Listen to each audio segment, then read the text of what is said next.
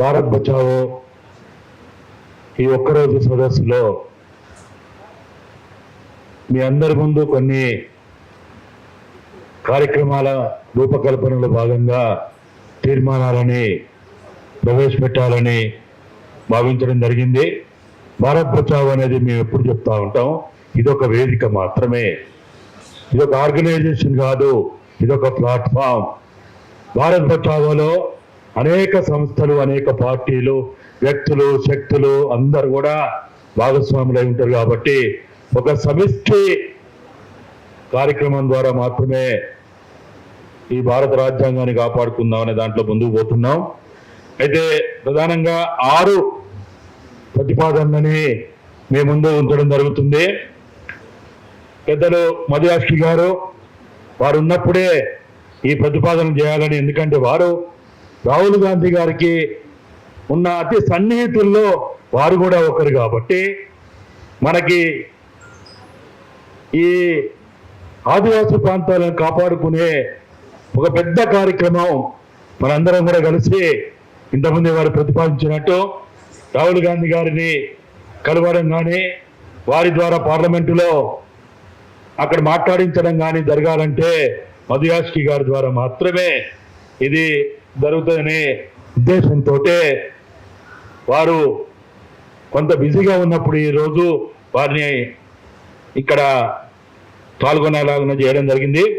మొదటి ప్రతిపాదన 5వ షెడ్యూల్ ప్రాంతాలైన దండకారణ్య భూభాగంలో శాంతి ఏర్పాటు కోసం కేంద్ర రాష్ట్ర ప్రభుత్వాలు మావోయిస్టు పార్టీ కాల్పుల విరమణ పాటించాలి. ఇది అందరికీ ఆమోదమైతే,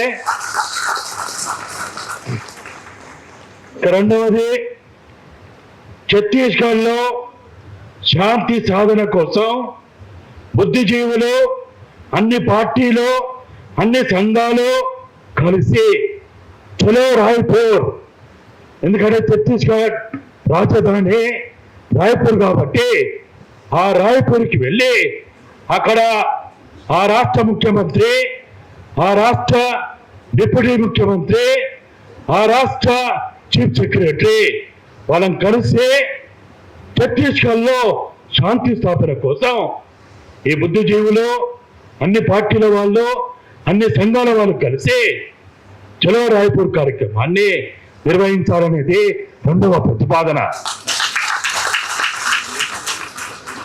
మూడవది దండకారణ్యంలో ప్రజాస్వామ్యయుతమైనటువంటి వాతావరణం ఏర్పాటు కోసం కేంద్ర ప్రభుత్వ పెద్దలకు, ముఖ్యంగా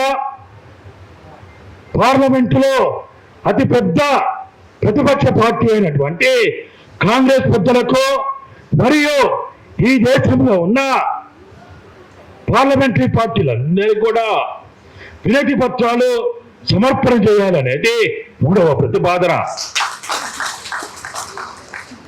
4వది దండకారణ్యంలో జీవించే హక్కును ఆదివాసులకు కల్పించడానికి దేశవ్యాప్తంగా ఉన్న ప్రజాస్వామ్యవాదులు శాంతి ప్రదర్శనలు చేపట్టాలి అనేది 4వ ప్రతిపాదన.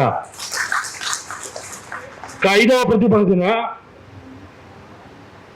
5వ షెడ్యూల్ ప్రాంతాల్లో ఆర్టికల్ 244 ప్రకారం దాని ద్వారా మాత్రమే ఆ రాష్ట్ర ప్రభుత్వాలు అభివృద్ధి కార్యక్రమాలు చేపట్టాలి.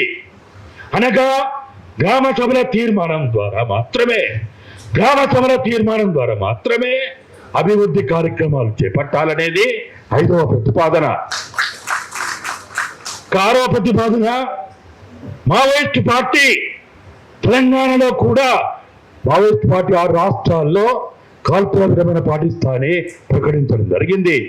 అందులో ఒరిస్సా, తెలంగాణ, ఛత్తీస్గఢ్, మహారాష్ట్ర, మధ్యప్రదేశ్, జార్ఖండ్ ఈ 6 రాష్ట్రాల్లో కాల్పుల విరమణ పాటిస్తామని ప్రకటించింది. కాబట్టి అందులో భాగమైన తెలంగాణలో కూడా కాల్పుల విరమణ పాటిస్తానని ప్రకటించినందున తెలంగాణ ప్రభుత్వం కూడా కాల్పుల విరమణ పాటించాలని కోరుతూ ప్రభుత్వ పెద్దలనే కలవాలనేది కూడా తీర్మానం చేయడం జరుగుతుంది. ఇది 6 ప్రతిపాదనలో ఈ ప్రతిపాదనలని అన్ని పార్టీల వాళ్ళు, అన్ని సంఘాల వాళ్ళు ఇది అందరి బాధ్యతగా, కర్తవ్యంగా భావిస్తారని కోరుతూ భారత్ బచావో తరఫున విన్నవించుకుంటున్నాం.